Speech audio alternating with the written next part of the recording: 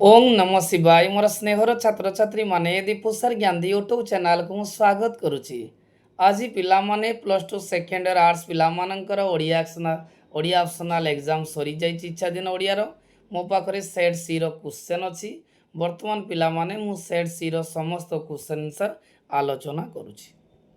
प्रथम क्वेश्चन कहिछि सनत कुमार को किए ज्ञान प्रदान करिथिले।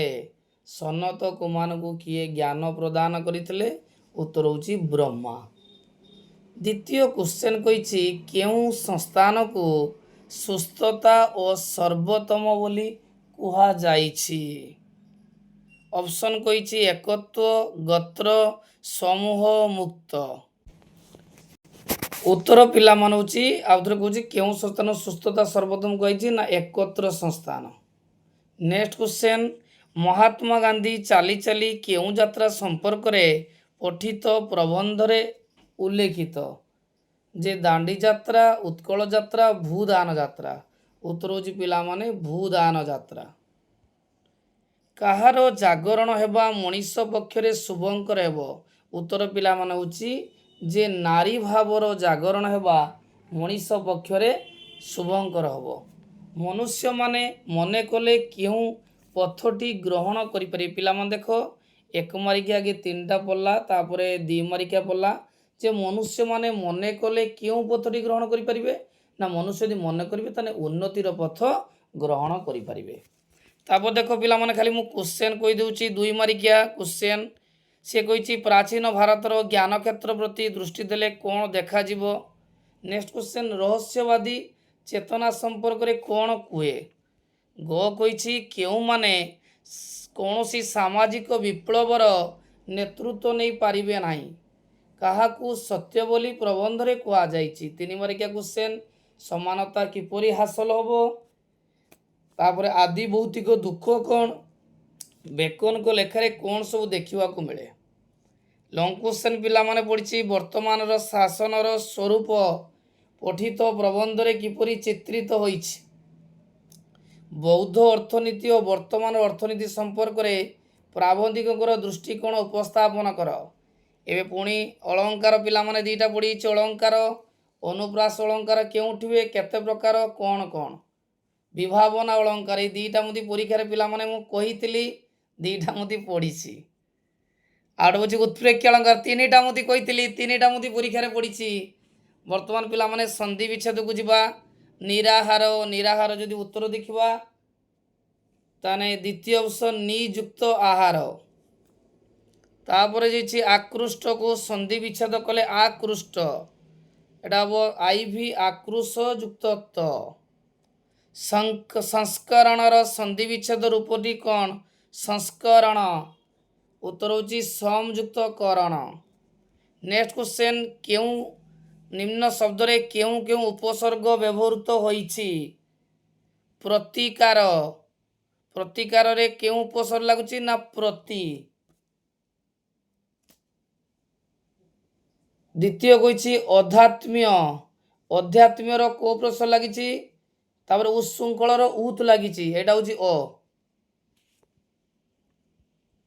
तापर देखो कहिछि आमे आलोचना करिबा दुर्योधन बाबू केते वर्ष चाकरी करी पेंशन पाइतिले ना दुर्योधन बाबू केते वर्ष चाकरी करी 30 वर्ष चाकरी करी पेंशन पाइतिले। मिस्टर चौधरी केतोटी संतानर पिता ना 5टी संतानर पिता। माँ आसबार संवाद प्रथमे किए देइतिले ना चंद्रमणि माने तांकर जो पूजारी थिला से खबर देइतिले। अर्चना ठारू मिसेस चौधरी कौन शिखी पारले नहीं ना अर्चना जी की कलिकता रे रुहंती स्वामी को बसीवत करिवार कला तांकू जणा नथिला। वक्ता जनकर भाषा रे प्रणय बोलरी काव्य ठीक केउ परी। देखो पिला माने जो वक्तांकर भाषण रे जो प्रणय बोलरी काव्य ठीक केउ देखो पिला माने मु आलोचना करुची वक्ता जनक भाषा रे प्रणय बोलरी काव्य ठीक अफिम परी। एबे पिला माने आलोचना करिबा एबे आलोचना करियो पिला माने दुई मारिका साहित्यिक जनक मने मने काहीकि भाबिले अद्य प्रातरे ବାନିଷ୍ଠ ଦର୍ଶନଂ ଜାତ। ଦ୍ୱିତୀୟ କ୍ୱେଶ୍ଚନ୍ ନାରୀମାନଙ୍କ ସମ୍ପର୍କରେ ମପାସା କ'ଣ କହିଥିଲେ? ଚୂଡ଼ାମଣି ବାବୁଙ୍କର ମାଆଙ୍କୁ କ'ଣ ସବୁ ବାନ୍ଧି ରଖି ପାରିନଥିଲା?